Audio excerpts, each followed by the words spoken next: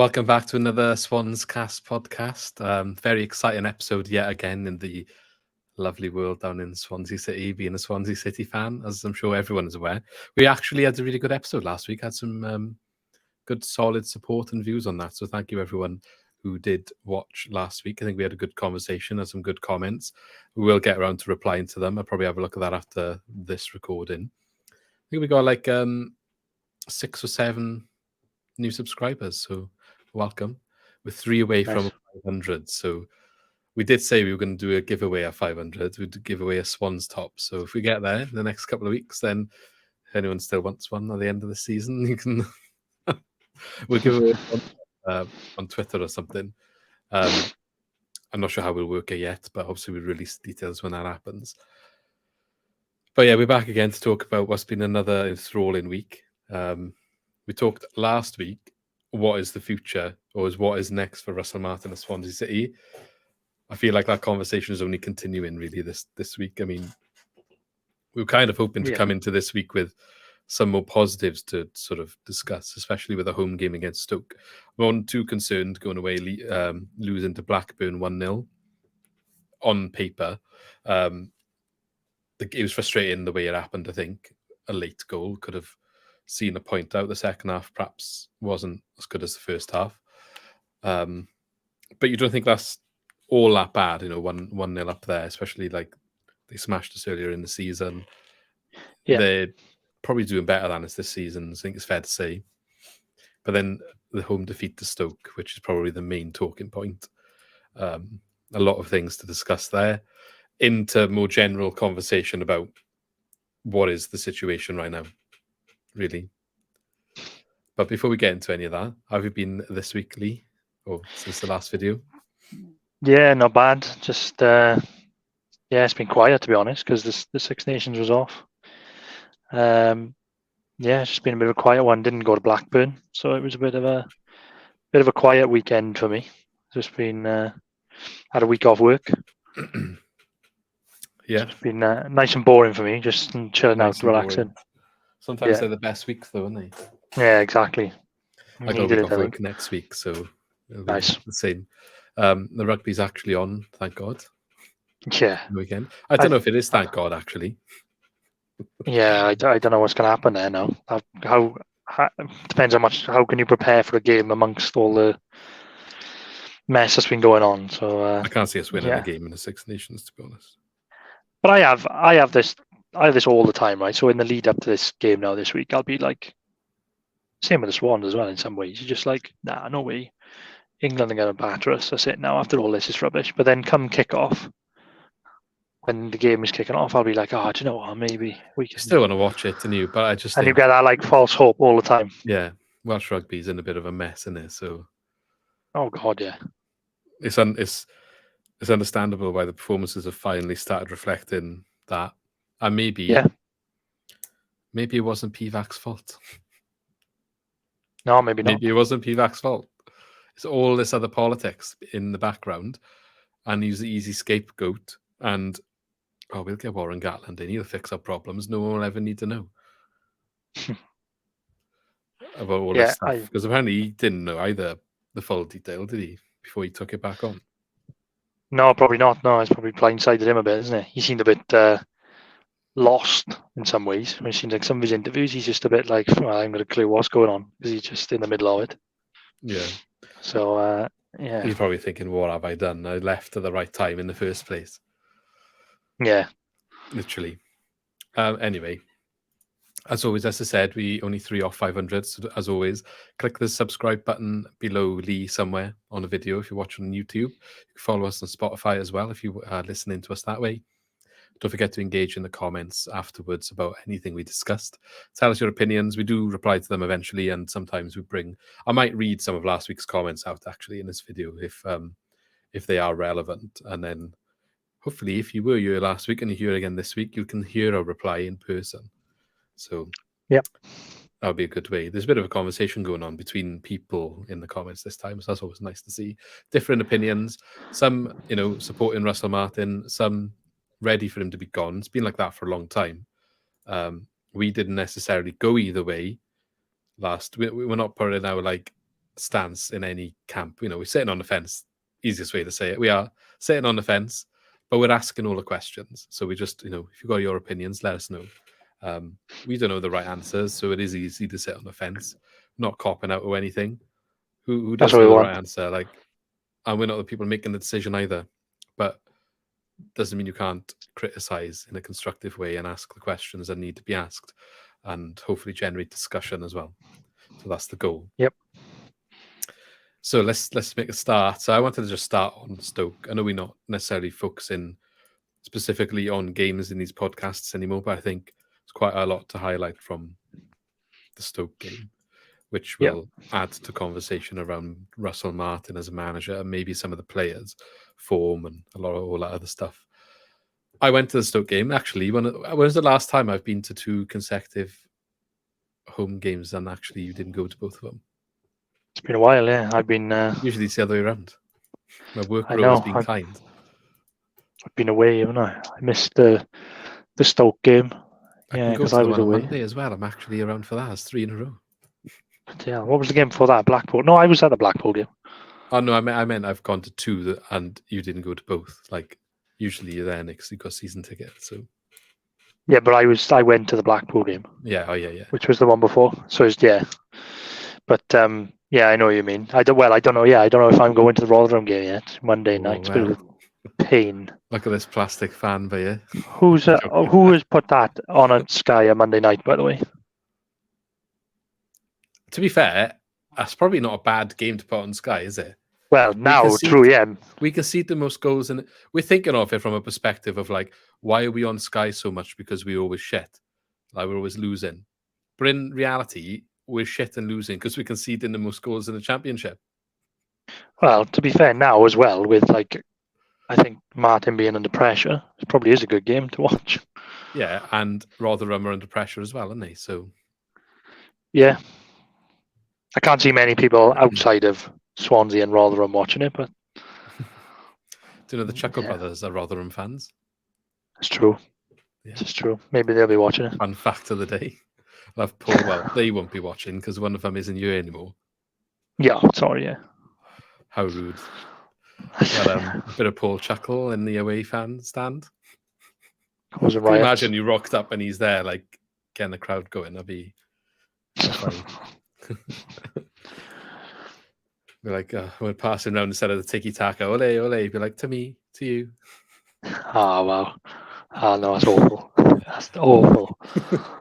It's on next week. Anyway. Awful. Dad jokes coming out now. Anyway, yeah. You're under pressure, though. I'm under pressure. Let's swiftly move on. Back to the Stoke game. So, I know you watched it. I know you didn't go, but you watched it. So, man, it was so frustrating because, to be fair to Stoke, right? Probably the best press I've seen against us in a long time. Yeah, it was good. It was... Actually, let me take a back step. We scored in the second minute, yeah. Morgan Whittaker in his first start. Look, it was a good finish. Stoke should have defended it better. He missed a header. Corner gets cleared. Rubbish corner gets cleared. Sorinola, it's a good ball in the end because obviously it provides an assist, but in reality, it's a hopeful ball back into the middle of where the corner was meant to go. Literally straight, not across, a chipped ball in the air, straight down the centre of the pitch, back into the middle. In how many times do they result in anything? Usually that's headed away simple. Anyway, the Stoke player jumps up and misses it. And Whittaker's in, and he nearly missed it himself. He hit the crossbar, didn't he, or something? It's a good finish in the end. Yeah, it was a good finish. What I'm trying to say is, he had a good game. It's a good impact, and I'm glad he scored on his first start. I'm sure he'll go on to do well for us. The Morgan Whittaker fans like to get carried away with him being the next Messiah or something. He was in the right place at the right time, and he had a good finish. Yeah. Well done. But fair play to him. Good. Yeah. It's a good start for him. It's good. First start, gets on the score sheet 2 minutes in. Yeah, hopefully he can pick up. I'm just saying he's not necessarily going to turn into Messi now. So let's just not get carried away. That's all. That's all I'm saying. Yeah. I hope he does. Don't get me wrong. I'm sure he will do really well for us. But yeah. Anyway, 2 minutes in, Morgan Whittaker scores. I think Stoke wouldn't have pressed the way they pressed if that didn't happen. At least not a 0-0. So they're 1-0 down 2 minutes into the game. So I don't know if you noticed, the manager tinked the formation about 3 times in the first half. Stoke manager. Because who's the guy that was taking all their set pieces? The guy that looked like Shelby. I don't know his name, and I can't remember now. Oh, Will Smallbone, yeah? Smallbone, that's the one. Yeah, so their central attacking midfielder had a really good game. Probably man of the match, I would have said, or one of them. Probably not, because the guy scored 2 goals. But other than that, I think he controlled things for Stoke quite a lot. So they started with a 4-2-3-1, it looked like. Then when they went behind, they kind of changed, I think, a little bit. I'm not sure. I think they went more attacking. So one of the centre mids pushed up a bit. Regardless, say we were passing around our back. So Darlin, Wood, Cabango. You had Dwight Gale, Jacob Brown, Will Smallbone, and Tyrese Campbell, and maybe sometimes one of the centre midfielders. Literally 5 of them hunting the guy with the ball, cross it, blocking any passing option. Till literally they could play maybe 2 passes, and they all run in a pack to the next guy, and then the next guy, and the next guy. All of them in like a circle around whoever's got the ball, and eventually we just give it to them every time. Yeah. Now there was a massive gap every single time behind that, because there would be, because you've got like 5 of your players charging at our defence. I just don't understand why we're trying to pass it out on the floor every single time, and it hasn't worked 90% of the time. The 10% of the times that we did get out, we always had a kind of a counter attack, and Ollie Cooper did really well, I thought, running against the opposition.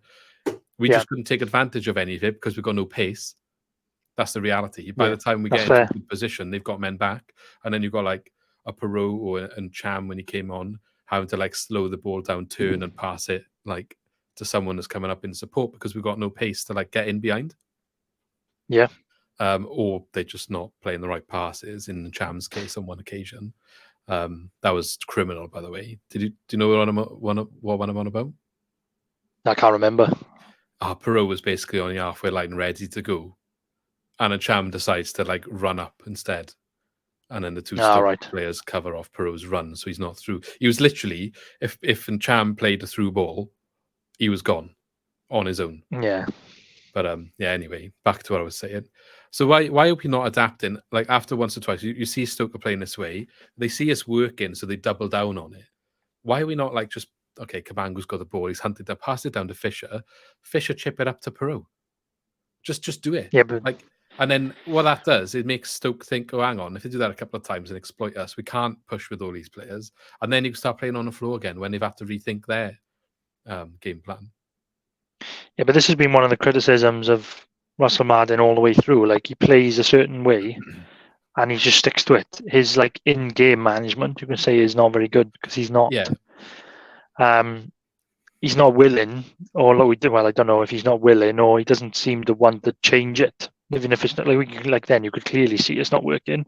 In all fairness, I will say he did take Darlin off, didn't he? Yeah. Early. So, credit where credit's due, right? He made the first half substitution, brought off Darlin, who was having a stinker, and he's had a stinker the last 3 games. I'm sorry, but that's like the only time he's done that.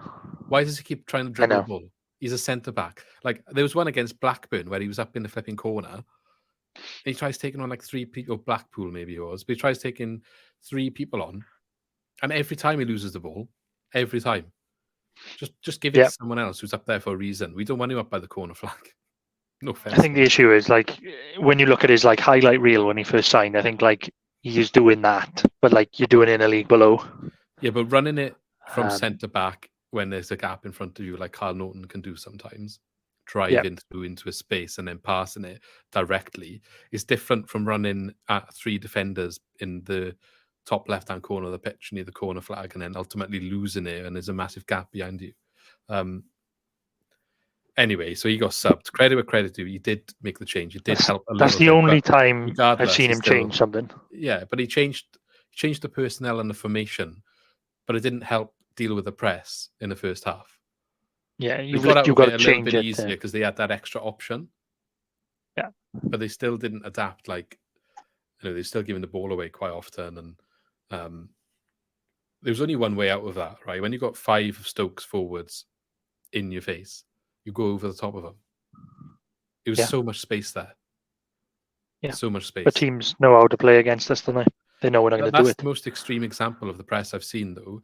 Like, I understand why he thinks he can play out of it sometimes if they're working on good technical ability, but you couldn't play out of that, and you need to, like, they had committed to pressing so much that if we had done a different thing, i.e., go over the top, they would have given us so many opportunities.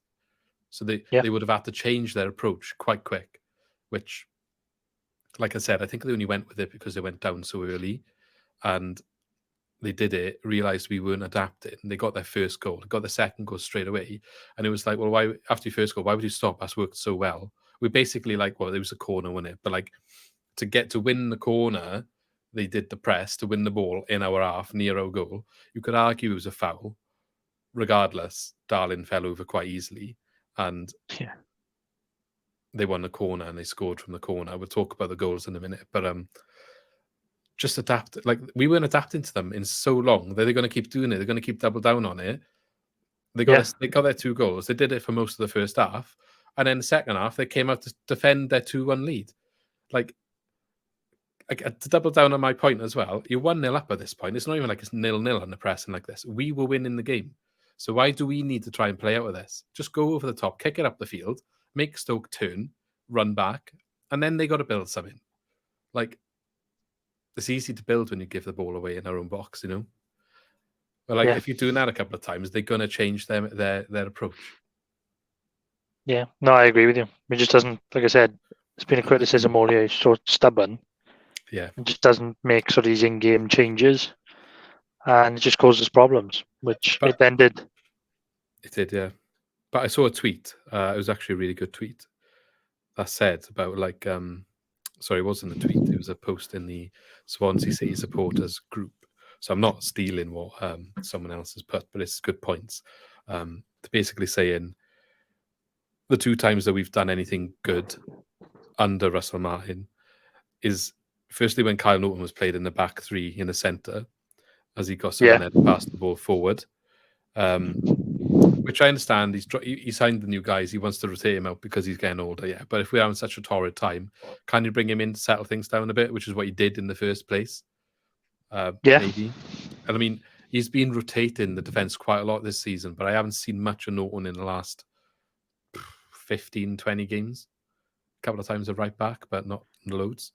And then the second thing is allow Bender, when he came in originally, when Bender came in, especially the QPR home game, I think where it really changed for us, is allowing him to go long and mix it up when we're in trouble, not always play out of the press, which is what I'm talking about. And I think that QPR game, we actually had less possession than the opposition for the first time in, like, since probably Martin was here. And and that got us a result because they weren't expecting it. QPR came here to press us, thinking we were going to pass the ball. And we do try and pass the ball when the opportunity's there. We still did then. But like against Stoke now, if you mix it up and go the opposite, all of a sudden the Stoke players are like, well, we didn't prepare for this. We're prepared to high press them in like packs. I know they're going over us. And all of a sudden, I don't know where I should be. Bit of confusion. Yeah. Maybe some opportunities. You know, Stoke haven't been on good form. But why you can't do that in the middle of a game wouldn't shock me if he come out now and he's doing it against Rotherham next week. But like, Rotherham might sit back. Yeah, they probably will. But I think, like you said, because we scored early, they probably did that a bit more aggressively. But I don't know. I just it's been the same all season. You can, like, I've been in games with you when we're watching it and thinking, you can see what's coming here. Like, why did, like, I know, and we're no experts, obviously, like, looking at the game tactically, but you can just see something's blatant. Like, the trouble is coming. You could see the way that game was going there, that we were going to concede. It was going to happen, and like nothing was done to stop it. And again, we said it like before, he only changes it when he absolutely has to, when we are losing 2-1, then sort of starts maybe making change. But it's like, it's too late. You can see it coming. Make the change then. The second goal was atrocious as well. I mean, the first goal was atrocious. So the first goal was a corner. I want to know your thoughts on who's at fault. This was the scramble, wasn't it? Was the first goal? Yeah. I don't know. I think it's just collectively absolutely horrendous, isn't it? Yeah. So Joe Allen, right? Joe Yeah. Allen. I lost my mouse. Hang on. He, for me, is at fault for the first 2 goals that we conceded. If you look God. in detail, people won't like me saying it because No. everyone loves Joe Allen, right? But well, it's difficult. It's a bit of Manning as well for the corner, right? But Joe Allen, he's at the far back. Yes, the ball is getting floated in. Sorry, I take it back. It's not Allen's Manning for the first goal, but for the second, it is Allen. He's kind of there. They're both there with the guy, right? It is Manning's man, but Allen gets drifted in with his man, and they're both standing next to the guy who ultimately heads the first ball. But neither of them jump. So I Yeah. guess you've got to say it's Manning because it's his man. But Allen's been taken away towards him. At least one of them needs to challenge for that ball, yeah. So it's headed back into the box, and that's what caused all the carnage. I think Fisher saves it like twice, doesn't he? And then he finally goes in. Does I guess yeah, he people will does. I say, well, he think should have caught it and held the ball, but it's literally it was from like like point blank, isn't it? from my Yeah. screen to him every Yeah. time. So Yeah. it would have been a bit harsh to say that, and he saved it twice. Bit of a scrap. Like, you just need to clear your lines, don't you? So Manning, I guess, he needs to get up quicker. But if you've lost your man and you can see the guy in front of you just about to head the ball and you're Allen coming in from behind, what don't you just want to make it difficult? He's literally, Yeah, he we're goes not. and half jumps backwards away from him. So that's why I immediately thought it was him. But looking back, it is Ryan Manning. Yeah. And the funny thing is, Manning is standing there. The guy who jumps has got 2 hands holding Manning's shirt. And Manning's literally just standing there letting it happen. Yeah. If you But watch it back, that's you see exactly what I mean. There's no you like, see how like he's not even calling for a foul to say like 2 hands on my shirt. I know there wouldn't be given, but it's as if like, I'm not winning this ball. I'm not even going to bother. yeah, but that's what I think. It's just no confidence in our set piece defending now. There's a few sort of half-hearted attempts like that all the time now. I think it was Manning again in that Sheffield United one. Remember when it comes off the bar and no, I know it's not completely Manning's fault that one, but he misses the header and nobody moves. It's just like an inevitability about it. Like when we've got a bit of a problem at a set piece, it's just like half jump. Maybe we'll get this away. It's a bit of panic. It's just no conviction. It's just not aggressive enough. You need someone to just come out and take command of it and head it away. I'm just Or watching like, back. It's just like, man is just watching it happen with there's nothing there. There's literally nothing there from him. And then after yeah, it gets like ricocheted in, he just stands there and watches all that happen. I'm not saying he should run in or do anything, but it's like there's no care in the world. yeah, I don't know whether he thinks Alan's going for it, but like, again, take back what I said earlier. Alan is with another man, and then from Alan's position, he probably thinks Manning's going to jump. So, but he is at fault for the second goal, right? Definitely. So, if we talk about that, he just loses track. Basically, we lose the ball again. Funnily enough, Alan's marking the guy who scores in midfield. When we lose the ball, it goes to like the left winger, whoever's in the left wing position, and they do a low cross into the box, don't they? yeah, Alan leaves his man and gets drawn into the box to try and like block any low cross or anything like that might come in, which yeah, means that guy is then standing on the edge of the box free for about half an hour. And then yeah. obviously he can't But get up to block the great shot. finish, huh? It was a great finish. But when you watch it back, if you pause the replay after the crosses come in, there's about 3 players around the guy who made the cross, and he still got the cross away. And then Alan's drifted back into the penalty, the small box. I don't know what it's called. At the top, my mind's gone blank. In the penalty box with the little one. Yeah, the Was it 6 yards. yards? Yeah, 6 yards. Yeah, So he's in there, basically on the line. And obviously you see him turn in, and you can see the guy's just there free. He yeah. was marking him. No, I agree. I agree with that. But it's quite similar to the goal of Sheffield United scored Yeah. when the I think it was Berg, wasn't it? Scored from like outside the box like that with the same sort of space, same similar area. Yeah. So is there something that people have exploited the So way that we maybe defend? if you look at our defence here, I've paused it just as the guy's going to take the shot. Yeah, so you've got the Stoke player who's done the cross, who's basically, say, on our byline, on the corner line. And then Yeah, you're just off it, yeah. if you go in line with him within a 1 meter distance, for example, you have 3 Stoke players in the box, in the 6-yard box, right? And the guy who's crossed it. There's 7 Swansea players in that line. And then the guy on the edge of the box. Yeah, it's poor.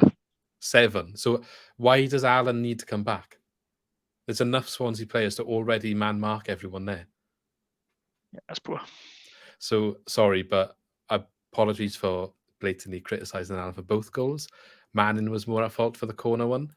Alan is entirely at fault for this one, for the finish. It was given away before that. Not blaming him for that part of it. Should have probably dealt with it better earlier. But for this bit, the guy should not have been free. He should not have been free to do that. And that is Alan. That's on Alan. So, yeah, bit frustrating. I think we did actually miss Fulton, mind. Yeah, we did. Definitely, we did in the middle of the park. Just because he puts himself about a bit more as well.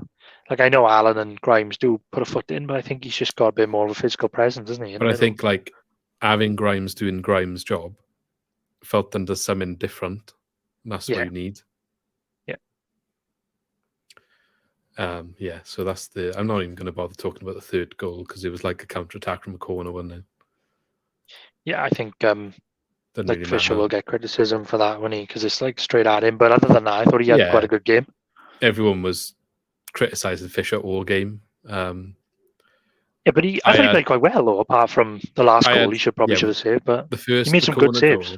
The corner goal, there was talk around me, who I was with actually. So if you're watching, sorry, I'm going to call you out. Saying he should have come for the corner. I did say at times to him, I was like, yeah, but it's quite deep. The corner's quite deep, and he's got to run through quite a lot of people to get there to try punch that out. If he misses that punch and then there's a header that just goes through a tap in, you're going to criticise him then as well. So, like, I don't think that was an easy ball to come and claim. From when it goes back, it goes quite deep back, doesn't it? He isn't the tallest keeper. It's all well and good saying he should command his area better, but he isn't as tall as Bender. No, but I think he did make a couple of good saves in the game as well. Which probably there was another one. Basically, for as long as it was, like the corner where he saved it twice and then they tapped it in because he didn't hold it. That happened again later on where he like saved it twice and then someone clears it. I think this time, but again, low saves straight at him, but from really close. So he did make quite a few saves, but yeah, the third goal is perhaps poor from him. But I think the game was already done. Like it's no point getting on his back over it. Really, 3-1, 2-1. It's not going to make a difference to us at the moment unless we get dragged into a relegation fight and goal difference is vital. Oh, God, still can't see us getting that far. I still can't see it. I know there's a risk. I know people are talking about it, looking over our shoulder and all that. But again, we already have more points than every team that went down last year. I know it doesn't mean anything really, but I can't see us going down from the position we are in now. I think there's 1 or 2 more wins, whether you argue they're going to come or not. 1 or 2 more wins is definitely safe. Yeah, I think the problem is, well, we do play like all the bottom 6, don't we? We scraped by Blackpool and lost against Stoke. I think we've got to play Wigan, we've got to play Huddersfield, we've got to play Cardiff, we've got to play Rotherham next week. I think that's the concern. If we lose all of them, that means all the teams below obviously are winning. But I agree with you. I think it would be an absolute like catastrophe if we went down from the position we're in now. I can't see that. And there's a lot of traffic as well between us and the relegation. They've all got to win, and they all. Yeah, they've all got to win. Like all the teams below us have got to win, and I just think we're saved at the moment a bit because I think the championship is just that poor. Like we're still like that for all of the clubs that are getting saved. After the league could say that. Yeah, I know exactly, but like I just think the championship is that poor now. I think other seasons we would be down there. I think we would be down there, but I think we've probably got enough on the board now. I'd like to think anyway, but I can see us slipping down further. I can see us slipping further down the table. Yeah, but maybe not that far. It's only really Rotherham next week. You say like we need to win that game. I would say you've got Luton away, Middlesbrough at home, Millwall away, Bristol City at home, Cardiff away. Yeah, and exactly. We could realistically like not pick up wins in all of these games. I'm sure, like, we'll have another 4-0 against Watford now, out of nowhere. Okay, so anyway, let's carry on. So, form, while we're talking about games, it is poor. Very poor. Was it like 3 wins in 16 or something ridiculous? That's more than that, isn't it? I think 3 wins in 18, isn't it? I'll do the counting now. I know it's 1 win in 5, 4 losses. I think it's 3 wins in 18. I think it was 4 wins in like 20, isn't it? Right. So since we beat Cardiff, right? 1, 2, 3,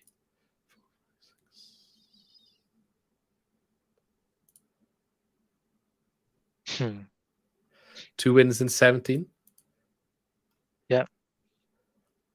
3 wins in 17. Sorry, 3. Not good form. There was quite a few draws, but now it's not. Yeah, but did you include the Blackburn game and and Stoke as well? Yeah. Yeah, I think so, unless I can't count. But well, either way, I might have included horrendous. FA Cup as well. So it's something like that. Yeah, that's right. It's horrendous anyway. The form of like recent is like the 5-game form is 1 win and 4 losses. So like those 3 wins we've had as well. 2 of them had red cards. Yeah, the Sunderland game and Blackpool red cards, and the Cardiff game, which was the 4th win. So it's 3 red cards out of the last 4 wins. And the other one was like the 4-0 against Watford, which was just don't know what happened there. Such a random. They were like at an injury crisis there, though, didn't they? Watford. Yeah. But so here's a question then: has he lost the dressing room? I don't know. I got a bit of a theory on this. I don't know if it's fair to say he's completely lost the dressing room, but I think that players potentially have lost a bit of trust in the process, in what he's trying to do. I think it started a little bit before this bad form as well. Do you remember when, I can't remember which game it was we conceded last minute. It might have been the Millwall one, where he just outright slated Patterson for kicking the ball on the field, rather than taking blame for the actual howler in defence. I think that maybe that wasn't good. And then like they've announced now that Manning is not going to sign a contract at the end of the season. Yeah. It was a bit of a weird one, because I was having a look, and if I've missed it, somebody can point it out, but I haven't seen anything on the official club like Twitter, and I haven't seen anything on the official website that Manning's not signing a contract next season. It seems like Martin's taking it upon himself to release that information. Yeah, he said it in a press conference, didn't he? Yeah, so whether that was... Do they normally say stuff like that until the end? Because there's still a chance until there's not. Yeah, they normally don't. Normally this goes on until the end of the season, and then obviously we get to the last game of the season, and people be like, "Oh, was Manning waving? Maybe that means he's going," and it's still all up in the air. Well, maybe so Manning told him that he isn't, and yeah, but I don't know. It just seems like it would have been released officially for me. Like there would have been something on the website, there would have been something on the Twitter to say like, Manning's is going, but it just seems like he's taking it upon himself to release that. Now I could be wrong, but like going back on what you said about losing the dressing room. Could Manning and other players be like, well, why have you said this? Like, why have you done this? Because even if maybe other players are not aware that Manning's not going to sign a new contract. It could be a personal thing, He might not be telling other players he's not coming back next year. So then you've got to put him out on the pitch, and other players are like, well, why are you not coming back next year? Or even they do know, and they might be thinking, well, why is the manager releasing this information about our contracts? That's just a thought, but before he says anything publicly, though. Yeah, I don't know. I just think it would have come from the club rather than from him, or it would have been backed up by the club at least anyway. Because even after the comments, nothing has been on like the official club Twitter or website, unless I've missed something. They didn't even mention it, I don't think, in commentary in the Stoke game. Even they were talking about Manning and it wasn't even mentioned. Who controls what goes out on the media and that? Obviously, I know they'll have a content team, but who says to the content team what they can put out in terms of official communications? Yeah, exactly. I don't know, but that seemed a bit weird to me because I've never seen that happen before, and the club still hasn't sort of backed that up. Yeah, I guess they haven't done it against some of the others. Like, by all accounts, Norton is not going to be here next year. He's out of contract, and my sources tell me he has not been offered one, let alone refused to sign it. I mean, he's hardly. It adds up to the amount of game time he's been getting. Shame, because we're not blessed with players at the moment, especially someone that can cover right back. Latabodia is out of contract in the summer. Yep. Anyone else? I can't remember off the top of my head. I think it's a couple. I think a couple of them have only got a year left as well at the end. So I don't know. It's frightening, though. You think like Manning is going, Norton and potentially Latabodia. So there is. Cundle will be going. Sorinola as well, obviously loans. Yeah. And this new goalkeeper. That's everyone. It's just the 3 out contract. That's funny. On transfermarket.co.uk, they got Ryan Manning is worth 2.5 million. It's a bit of a missed business opportunity as well, because I think he's good, Manning. For mistakes he has made, I think he's a very good championship fullback. For him to be let go on a free, similar to Bidwell. Yeah. What I was reading, probably poor business. He wants to up his pay packet because he thinks it's going to be the last big contract he signs before he retires. He'd be on the down after this one, basically, is what he's saying. He's 27, and he say this one lasts him another 3 years, 4 years, he'll be on the other end of it. So he wants to try and get a bigger payday for his family, sort his family out.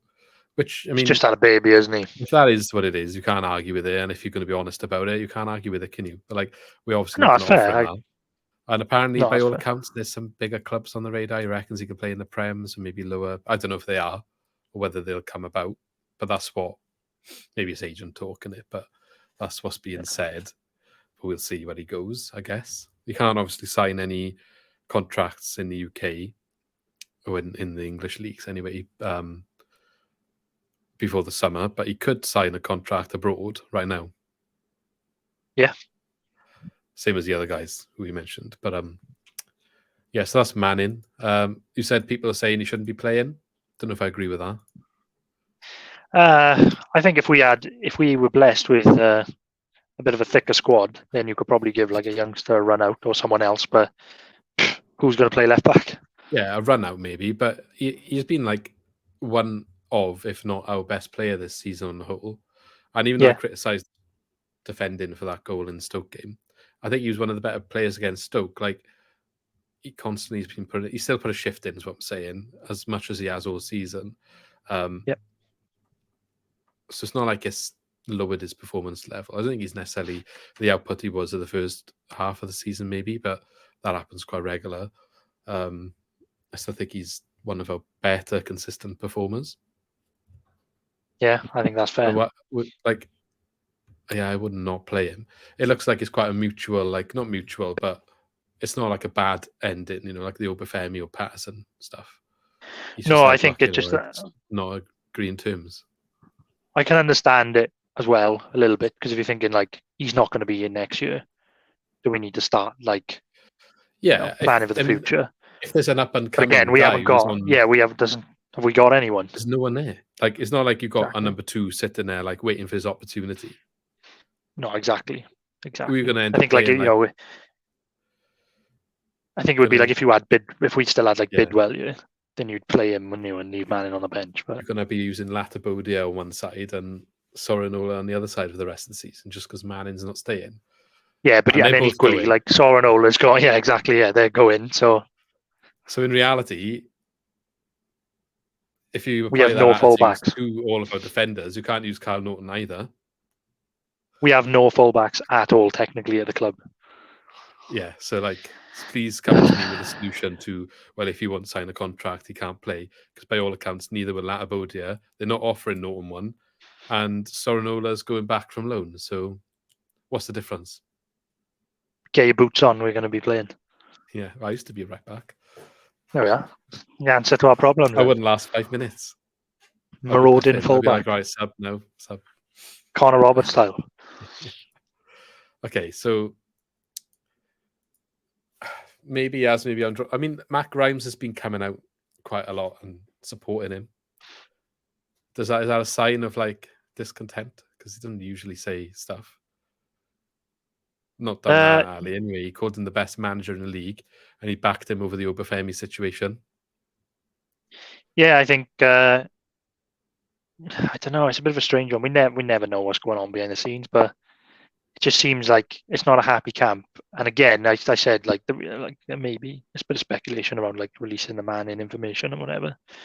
But I think probably Grimes has to come out and say that. But like you said, maybe the fact that he has to come out and back him shows that there's not all smiles behind the scenes. I don't know. It's been funny. I go back to what I said in the last podcast. I think, like, I understand the frustration with the January transfer window, but I think he's handled it absolutely atrociously. Like I get he had to come out and say, and he's annoyed and he's frustrated, but he is literally like sulking now, like weeks on, and it's affecting us on the pitch. And I think that's probably feeding into the. I think that's feeding into the dressing room as well. Yeah, they were shouting at each other after the goals as well. On nobody wanted to take responsibility, I think, which is never a good sign. But that's the sort of excuse that they can use now, isn't it? Because well, like I think Fisher was shouting at Cabango for something he did bad, or Darlin, one of them, when he shot, and like he was like, "What are you on about?" I don't know. I just turned around, like, carry on, like, "Oh, what do you want me to do?" Oh, don't let him shoot. Don't give the ball away. Don't pass straight to him. Yeah. Speaking of the defence, I thought they were awful against Stoke. Darlin and Wood might have been Wood, actually. Yeah, Wood for the second goal. He's the one that gave it away. He passed it straight to him. Like, literally straight to him. And then the guy in the midfield, I don't know who it was, and he played the guy in the corner who ended up doing the low cross. But I remember I was sitting kind of behind that goal, and we're playing around in defence, and then he's looking into the midfield. And I can't remember who it is. Either Allen or Grimes is running back from like further up the pitch. But he's side by side with a Stoke player. That pass was never on. And you see Wood look up and he plays the ball. And it's like, what have you done? Like, before you even, he said left his foot, you know it's getting intercepted.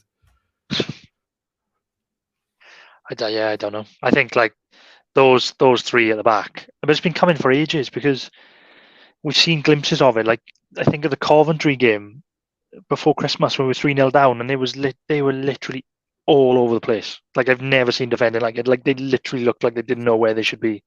And it was a little bit like that against Stoke, where they were just like literally as if they didn't know what to do. They didn't know how to play the game for some spells in that game because they were just all everywhere, looking at each other. I don't know. It's frightening watching it sometimes, how bad that was. I'm not sure Darlin's worth the fee that we paid for him. He spends more time trying to take players on and then losing the ball and trying to recover his position, or making stupid challenges that result in stupid free kicks. Running into people, I didn't do anything. Like, it's one thing letting them know you're there, and then there's another thing running into someone when you don't need to. Yeah, he does do some ridiculous fouls, which is so needless. Yeah. And we're not good at defending set pieces. So it's, what are you doing? Like, think about it a little bit. We were good for a bit, and then... Out. You are? Sorry. No, I was going to say about set pieces. We were good for a bit, and now it just seems to be like... Going back to us, I don't think we spoke about it, but you know the Blackpool game? Blackpool were all over us at the end with 10 men. Like, they had the post at the end. Yeah. They had a corner in the last second of injury time, right? And for the life of me, I don't know why they went short. Because if they chucked that in the box, they would have scored. I forgot we haven't done a podcast since Blackpool. I can tell you what happened with that corner. We got lucky because they had a man short, and it was Allen again, actually, funnily enough, was going to go there to mark him, And then he wasn't, and then he was, and then he wasn't, and then someone else was meant to go, and they were like having an argument, like three of them, who's going to go mark this guy, who's going to do the short corner. And while they were arguing, they took the short corner. So I think the indecisiveness of the players who's going to go mark Yeah, made the Blackpool corner guy think, "Oh, quick, we could pull a fast one here," which actually benefited us. But like, it shouldn't have. yeah, That indecisiveness was poor. Like, he'd yeah. made all these subs, and it was as if nobody knows where they should be marking in the corner, which actually makes sense why we're so poor at defending set pieces when they're having that sort of Yeah. discussion in the 93rd minute when you're 2-1 up trying to defend that lead. I Like, I it's swear, embarrassing. and that saved us, because I swear if they chucked that in the box that late and we were so disjointed, that was going in. I think they would have got They ahead were to it at literally least. three of them. Like, no, you go. Like, listen, in that situation, yeah, you've got a guy, short corner guy. Who's the shortest player? Right, mark him. Literally, it's Yeah. not hard. It's not hard. That's not what you want to do. Who's the shortest player? Because they're going to lump it in a box. Go mark the guy over there. That's like, how is that hard? Yeah, I don't know. It's bad, though, isn't it? Really bad. But like again, Alan's experienced. If you're seeing them arguing about it, just go do it yourself, innit? Like, you've been there long enough, around the game long enough, and you did it. You Yeah. ended up being the one that ran out, I think. But like, he was going to go and then he stopped. It's like, just go. 90 minutes. Well, Like, if he did pass short and then all of a sudden got a shot away and he went in, like, oh, that would have been so stupid. Luckily, that didn't definitely happen. saved us. Definitely saved us. Because they took that short. I'd never know. Who Mick McCarthy's man, Johnny? I'd have been saying you got to chuck this in the box, and they will panic, because I think they would have scored. Maybe. There we I go. forgot we hadn't talked about that, but that was we made that hard for ourselves, didn't we? The own goal. I mean, it was a good cross. We didn't deserve to win the game. No. And we were down to 10 men against a team in the relegation zone. We should have and been they more were up better. at half time, but we didn't take Yeah, we should have, to be fair. When they went down to 10 men, it's not like we controlled it really. No, we didn't. Anyway, I was saying, what was I saying? About the defence, I think. Can't remember now. You put me off Yeah, I'm track. saying about defence, Darling and set pieces. I forgot what I was going to say. You're talking about set pieces. And then, Oh, Martin. I was saying Martin, he came out and said yeah, about being the youngest team and so they're inexperienced and they're going to learn from their mistakes and all the rest of it. Which, all right, yeah, you are right in a way, don't but buy it. also, no, like, fair enough. If that's facts and they are the youngest team and whatever, I haven't looked into it, by the way, to confirm nor deny. It's not necessarily the youngest team when he plays them on the pitch, because I can see that data, but like the squad as a whole, maybe they are the youngest squad. And the lack of depth he was talking about, like we've got the smaller squad and the younger squad, whatever. Say both things to them are true. That's fine. You've still got Norton sitting there. The reason you brought him in, like we said earlier, was to add that experience to the backline. If for several games now, like, what is it, 17 games, 4 wins or 3 wins or whatever we said earlier, you're saying the problem is the inexperience and they're making these mistakes, settle it down again and put him back in there. You've got him on the bench. Exactly. If you're saying the problem is not experienced players and they're experienced and young, but put your experienced guy in the middle and play 2 of them with him to learn for a couple of games. Yeah. And settle the ship a little bit, and then see if you want to change it. Don't just use that excuse and not address it. I agree. I'm not saying no one's saviour either. It's just like, you can't say that and not try and do it. Maybe you could try to do it next week and don't work again. And obviously that's a cop-out excuse, and we know that then. But that's probably why perhaps he isn't doing it. But yeah, but that's you're right though, because it's a continuation plan. You don't just say like overnight, like, okay, we've got experienced players, now we play all the young players and don't play the experienced players. You play them together, like you said, to learn, play alongside them, to have experience of playing with these experienced players and seeing what they do. Yeah, I don't get it. But I think when he says with the younger squad, I think we are, but I think it's misleading, because you've got like Cabango is young, but he's got a lot of championship football under his belt and international football. And you've got like experience of like Grimes, Fulton and Allen, who are very experienced players at this level in that midfield. And then you've got some of the other young players like Ollie Cooper has been outstanding for us this season. So to say that we're not playing well because we're young, I think it's not fair. I don't think it's really right to say that. it's not even that much different to some of the other squads either. So here we go then. The Blackburn starting 11, the average age was 25.1 years, and the Blackburn team was 25.2 years. So maybe squad, but on the pitch, that's 0.1 of a year difference, you know. Yeah. So Yeah, can you really say that's a reason? No, and why is it a reason now? Like, what about like when we were playing well? We're still a young team then. Yeah. I mean, some of the Did other I ones are cut quite off, by the old. way? No, I think we heard you. Oh, sorry. I was just having a quick browse. Some of the other teams are quite a bit older, but it is like Stoke wasn't even that much different. He was 25 point something. But yeah, so I don't know, just the defence. Yeah, there was stats going around about his defensive record at MK Dons as well, not being great. But the last defensive stat we got, I'm sure everyone's seen it, with like the joint worst defensive record in the league, along with Wigan, I believe, who were Yeah, is it last. 50 goals conceded? I think 48. 48. Great. Oh well. Sorry, no, hang on, that's Blackburn. I'm lying. 53. We're on 53 now. Wigan are on 50. So that stat was before the Stoke game. Now we're the worst. It got worse. There we go. We are now the worst defence officially in the league. There we go. Whose fault is that? And we scored 47 goals, which is, I think, still like 6th or 7th best scorers. So, like, yeah, it's not top, but it's not like, other than the top 3, it's not far away from being 4th either. Actually, I think it is like literally 1 goal away from being 4th. So how can it be like around 4th place for goals scored, but last with defence? It's such a some is working and some is really not. Like, but I don't feel like we're that good all the time going forward. But like, obviously, No, we scored. I was thinking about this. I think it's really misleading because we're like, oh yeah, we've conceded all these goals, but we've scored all these goals. I think it's misleading because we only start scoring those goals when shit hits the fan. So like I'd say about the Coventry game again, we were 3-0 down before he starts playing and we scored 3 goals. But he only starts changing it and chucking people forward when we're in like a real mess. When have we, apart from the only game I can think of is we beat Watford 4-0, didn't we?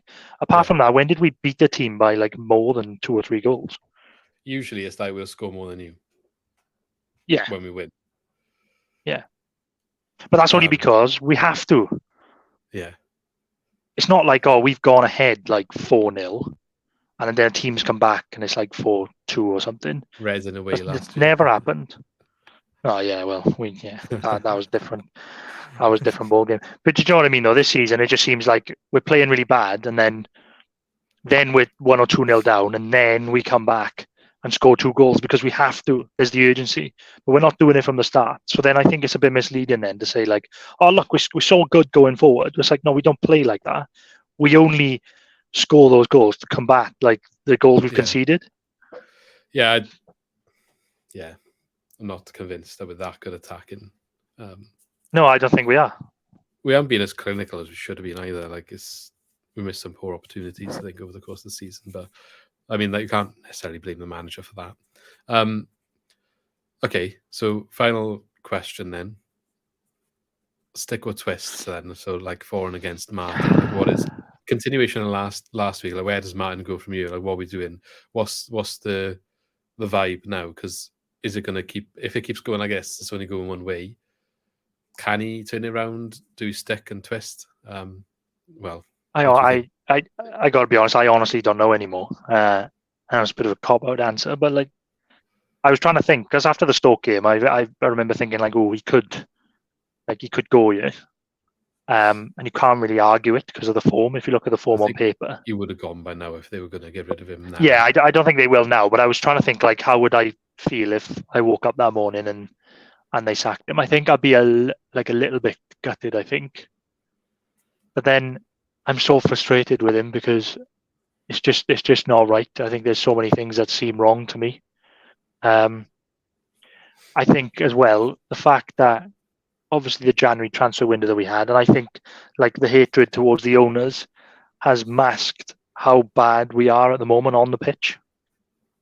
And I tried to touch on this last week where I said I just don't like that the manager has this free pass when we are actually this bad on the pitch. Like we've been through the stats and form and the defensive stats. That is awful. Like somebody has got to be accountable for how bad that is on the pitch, whatever's going on with the owners. So I don't like that people are sort of blindly supporting him and say like we lose 3-1 against Stoke, and then people say like, oh, the owners. It's like, well, no, hang on, we were absolutely awful on the pitch. That's the manager. Yeah, and that's what I don't like. I don't like that he's not. The players are not there, but that's the argument they're saying. And but I like again, like people say like, oh, the players. I think people are saying like our squad is not good enough. I think we have a squad that's good enough to be doing better. It's thin. It is thin squad, but we shouldn't be losing as many games as we are in the manner that we are with the players that we've got. Yeah, I don't think.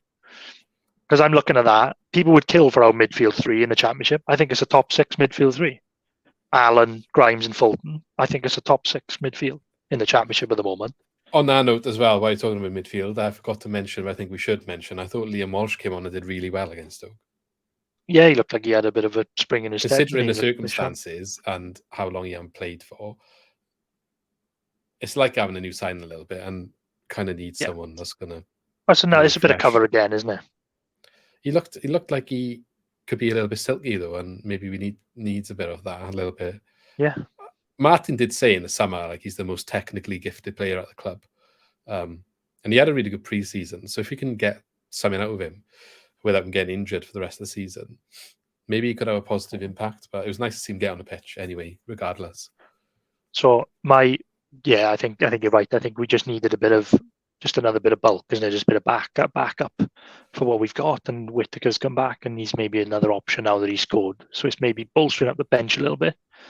But I say for now, going back to the question, I say stick for now, because I think we have seen glimpses that it can go well. But I think he's got, another couple of games to save his job. I think, or maybe he's got to the end of the season to prove that they can rebuild again in the summer, because it's going to be another rebuild with players leaving. So I think he's got from now until the end of the season to show that he is the right man to start the rebuild again in the summer. So the way I see it, because he's asking for a new contract, and he's saying he wants his future sorted. There's a bit of limbo at the moment until that's the case. And if he's only got 1 year deal left on his deal after this season, is it? Yeah, probably. So there needs to be a decision now. Yeah, I agree. Either like you can't decide. Right, you're either backing him or you're sacking him. That's what I think. Right now, they need to make that call. If you're backing him, you've got to ask for patience. You've got to say, and this is what's going to happen, right? It's got to happen because you've got to get the fans back on side in some capacity, because it's getting a bit toxic. So and this needs to come from higher than Martin as well. So like, if you're backing him, you've got to come out and say, look, we bought into a project. Maybe they need to take some more accountability and say they haven't helped him enough with what he wants to do. And they're willing to help him more. They're going to give him a new deal, and they're going to back him in the summer, and they're going to get him players that he wants. Do it, in a realistic way. I'm not asking for millions, they need to rebuild the squad, as you said. There's a lot of gaps now. There's a lot more players leaving. They need to bring a lot of players in the summer. So if they're going to stick with him and they're going to back him, that's what they need to do, back him. And they need to get these players in who he wants to do his style of play. That's one option. You either do that. If you're not willing to do that, then you've got to get rid of him, because what's the point at this point? There is no point wasting your time, even giving him to the end of the season and then deciding, because as we saw in January, when you leave it till then to then decide what you're going to do in the transfer window or get your new man in summer, like, you will have another shambles in the summer, and we can't have another shambles in the summer based on the players we've got now. So that's why you need to decide now to help the summer, because the summer is so important right now. You either have him, Martin, regardless what happens the rest of the season, or you're not. And I just think make that decision like now. And yeah, I think that's fair. If you're saying sticking with him, all expectation for this season, just don't go down. And then we'll rebuild next year. We will back you. We'll get you the players. If you screw it up, you're gone by Christmas. Like, you need to perform for us. We're going to back you, but like, we want to be realistically doing okay Christmas time. Like, top half, I guess, maybe you could say. Show that you're making progress. That's fair. But if by January we're in the same slump next year, like, nah. I totally agree with what you're saying there. I think that's what needs to be done. But I'm just coming from it from the angle like, do we do it? Like, Well, I don't what know. I'm saying is, if they're not willing to, if they're a bit worried about Martin's form, a bit worried about what he's doing, I'm not quite sure he's going to be able to turn it around, but we'll give him a bit longer. But then, because of those thoughts, and that maybe this is what happened in January, they're reluctant to put the money into what he wants because of them thoughts. Then, take him out of it, because you're just going to suffer more because of the reluctance. Yeah, you're right. Yeah. So like, if that's the problem, then get rid of him. That's why you're making a decision. You either are going to back him, and you need to put that statement out just to help with the fan expectations more than anything, or you're not. Yeah. You can't be in between, because in between is where it goes wrong. Yeah, I don't think you're spot on. But that's where I am at the moment. I am in between. It's really hard because I think. Yeah, but you're not making the decision. The people who make the decisions need to like make a decision. No, but I think we're in a dangerous position again where like everybody seems to be blindly backing him. I've seen more people against him, to be honest. Now, only now though, since the Stoke game. But I still see like, you can't sack him. Who would we bring in? I hate that question, because when Cooper left, when everybody was absolutely begging for Cooper to be sacked, did they think, we got Russell Martin to come in? No, we didn't have anybody to come in. It was a bit of a merry-go-round, and we had Russell Martin last minute. That's a conversation so I hate that, because we were so desperate for Cooper to go because of his style of play. Look, Everyone hates the style of play now. This is my thought on this. It's just what I was going to bring up. So I never forget it, because I thought Cooper was a good manager, right? And everybody was begging for him to go. I saw things like in the Prem now. Yeah, but I saw like people saying like, I'm begging for him to go, get him out of my club. Oh my god, I can't watch his football anymore. When we got to the playoff final, okay, like it just seems so weird. And now people are blindly backing Martin when we're absolutely abysmal on the pitch. So worst defense in the league. You couldn't watch Cooper's defensive football. But then, but like this is what I'm saying. Like, it's dangerous in a way, because we said like Martin is so stubborn with the way that he plays. Right, he wants to play this way, and that's it. Whether he's got the players or not to play in that system, he's playing that way, and I think that's the problem. Everybody's asking for like the Swansea way football, right? And that documentary's come out now and then about when we won the cup and stuff, and everyone's like, look, this is the way we play. This is the Swansea way. That's 10 years ago. The game has moved on. I don't think you can play possession football in the Championship anymore, as proven. I don't think you can. Because when Cooper came in, it's not that he was a defensive manager. He came in and he goes, right, this is the players I've got. I've had a look what I've got. Well, I've got Ayew up front who can score goals. I've got good fullbacks in Manning and Connor Roberts and Bidwell. And I've got some solid defenders. He brought Bennett in and that. So we'll be really solid at the back and we'll score goals. That's how I'm going to play, because that's the team that I've got. And it worked. Because now with Forest, obviously he's had loads of money to play with the Forest. They do play some good stuff, because he can. In the Championship, you have to be solid first. You've got to be hard to beat before you can start playing football. You've got to earn that right first. You've got to be good at the back. And he had the opportunity to spend the money in the summer. I think he's actually spent like the 9th most amount in the Championship. Some people say he's not been backed with the 9th highest spenders in the Championship this year. So I don't know. I think it's all gone to. I think you've got to change the way we play. I don't think we can carry on playing this football in the Championship. I think that's gone. I think the game's moved on. Again, that comes down to the decision. I think like they brought him in to play this way because that's what the fans were asking for. I think it's the first time the Americans have really been like, we'll do what the fans want, and it hasn't worked. So if he does go, you've got to admit it didn't work, and don't worry about who's coming in, because you're worried. Everyone is saying who's going to replace him, and I've said it in the past. We're thinking of it of a way of continuing this kind of style of way of playing. But I'm not saying I want to go hoofball, but just be efficient with what's there. That's what you need. You but just want to that get is the what you best need now. out of the players that you've got at your club. And there's managers out there that will do that. There's going to be new managers that are up and coming. I will take a punt on what have you got to do sort of job at Swansea when you haven't got a name for yourself, like Potter did, like Cooper did, like Martin's trying to do. Yeah, but the difference with, like, that's what I'm saying, Potter and Cooper, I thought, played a way that suited the players that they had and the resources they had. Like when Cooper was here, not Cooper, sorry, when Potter was here, we had like McBurney and Dan James, and we did have like good centre halves. And we had like Selena, didn't we, and Fur, and you could play that way. And then when Cooper came in, we lost all that, and we had good defensive players. Like look what he got out of Cabango and Guehi. They were brilliant. They were absolutely brilliant.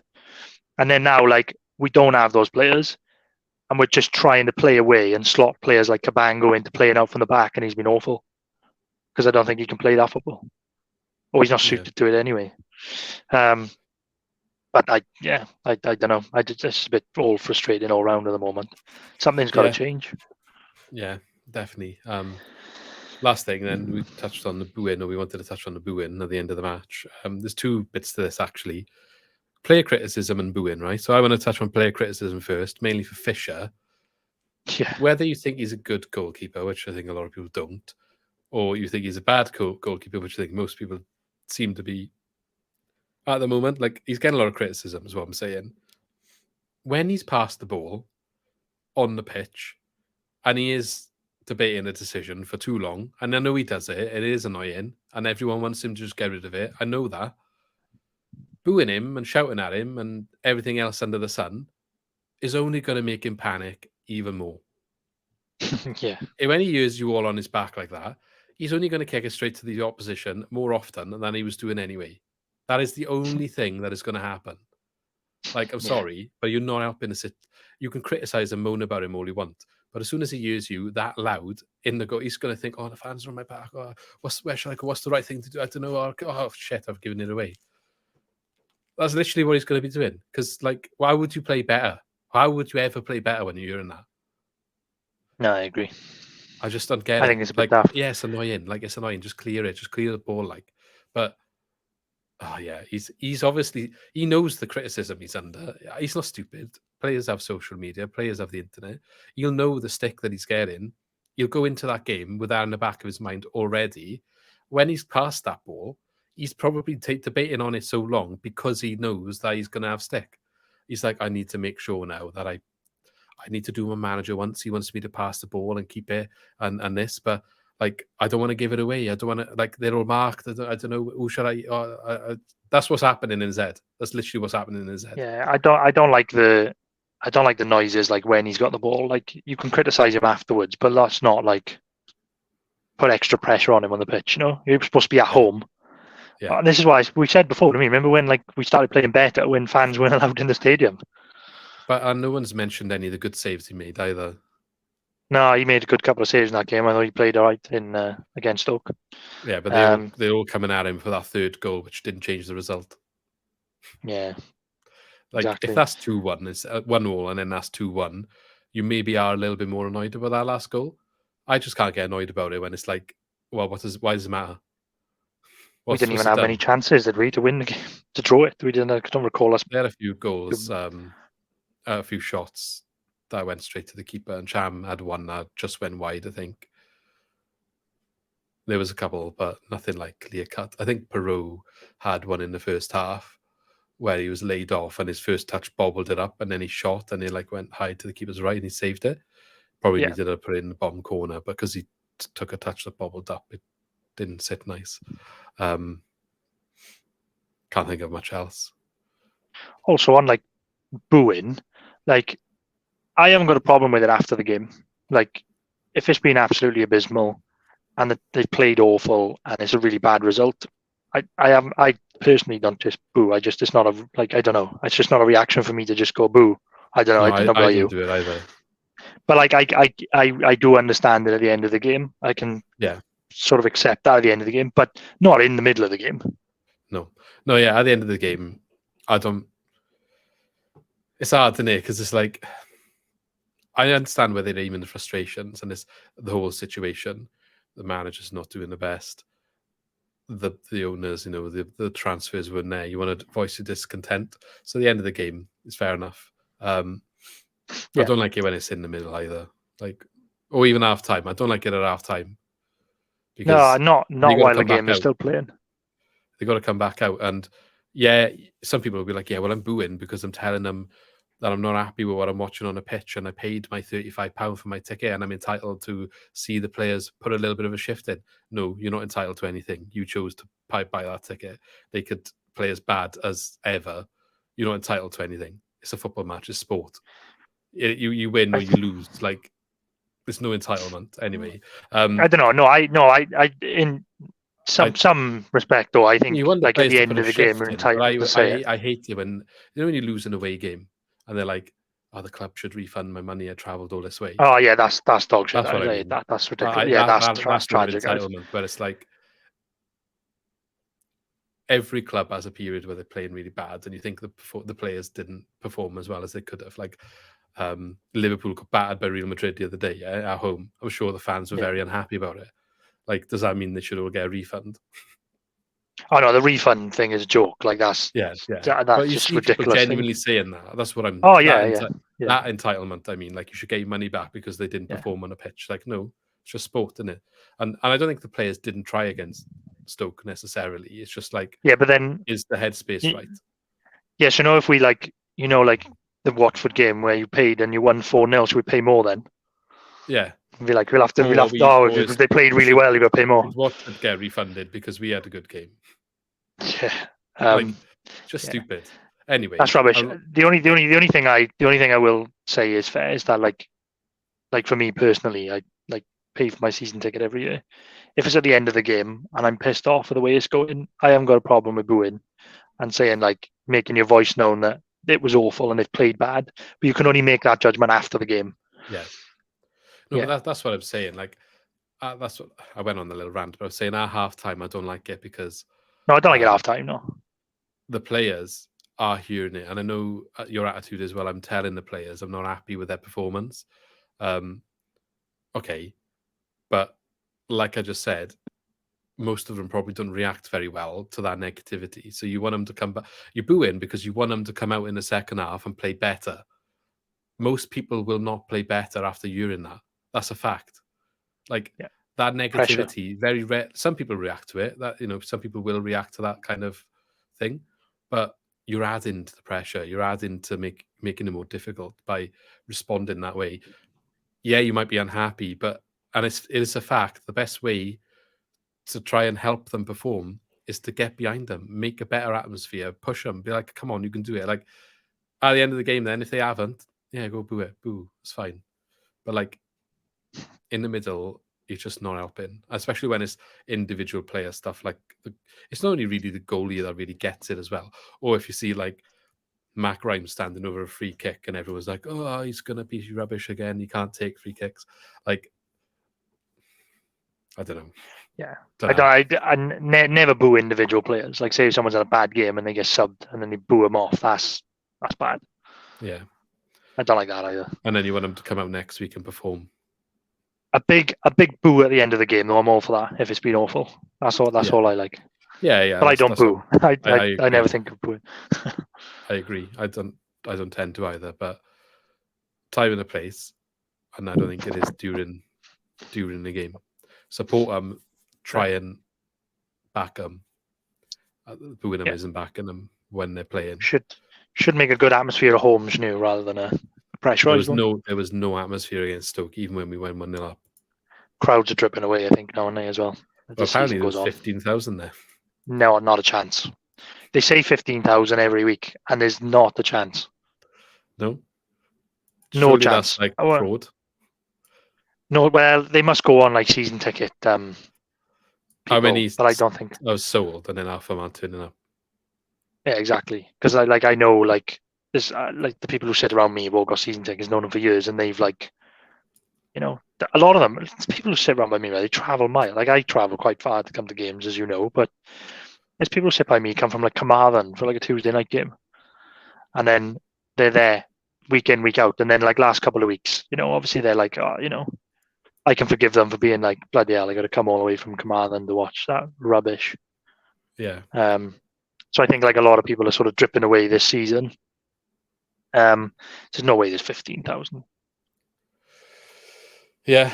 Well, I think that's a good place to end anyway. People are going to come at me Yeah. probably for my shouting about ticket refund entitlement. I No, I agree just with you think, on that. right, if I pay to go on an away day and they get smashed, I made the decision to go up there. There's always a possibility that's going to happen. Yeah, and there's always a possibility they could go and win like 4-0, you know? Yeah. Like, whatever. It's frustrating when See you go who away comes though and at they me. play shit. Yeah, it is. It's annoying, but it's part of football, isn't it? It is part of Yeah, football. of course. It's You'll have take the highs periods and where the you're lows on for a it. high, like when we were in the Premier League, and then you'll have Yep. periods where it isn't so good. But we're still only Yep. in the Championship. It could be worse. Yeah. Well, yeah, it could be worse. It may be worse. Maybe it will get worse, yeah. But there's a lot more leagues lower where we have been Yep. before. So, Yep. you know, swings and roundabouts is what happens. Like very few clubs stay in the Premier League consistently. Yep. So, got to take it. Anyway, let's call it a day there. Hopefully, these podcasts will get more positive as we go on, but we'll have to see what happens the next couple of weeks, really, won't we? I mean, it's tricky. I We should have think, done one after Blackpool. yeah, I think we'll do one now after the Rotherham game, and I think it's a must-win. Mm. Rotherham at home. You need No to stem the disrespect to tide, Rotherham. didn't you, of like... Needs to stem the tide, but I think. Can you imagine? Let me just put a scenario out there before we go. Leave you on a happy note, or not so happy note. What if we lose 3-0 at home to Rotherham Monday night? Does he go? I don't know. That's what I said, didn't it? Like, you make a decision. You're either bargaining or you're not. Like, it's one or the other. But maybe they're in the process of making that decision. decision. Maybe we're in the process of making that decision now. Maybe the Rotherham result makes it. But, like, I just feel like it shouldn't... The way that the situation is, I just don't think an individual result should sway it. No, I think it's a collective. But I think the more games it gets worse. Like, when you go to that game on Monday night now, right? If they play bad in the first 20 minutes, it's going to be absolutely hostile, isn't it? And then if Rotherham score and go 1-0 up, it's just going to be like cringe. You're just going to be like, oh my God, this place is going to erupt. Yeah, they're probably boo, aren't they? Yeah. But like, yeah, I just and again, it's not if we go to 1-0 down and we boo, I don't see how it helps. Just don't see how it helps. Game over, won't it? You want the players to be like, oh shit, we just gone 1-0 down. Oh, my fans, they're not happy. Of course, we're losing. Really shouting at me right now. I need to like try and sort myself out here. Like, I just can't imagine a world how, oh yeah, they're booing me. Come on, let's get into them. Like, do you know what I mean? Yeah. Yeah. At the end of the day, right? People moan about footballers and how much they get paid. And then they're like, oh, look, no one cares about the club anymore. Or they only care about the money. Do you know what? They do. They probably do. They're doing a lot of money. They have a short career. And when it's done, it's done.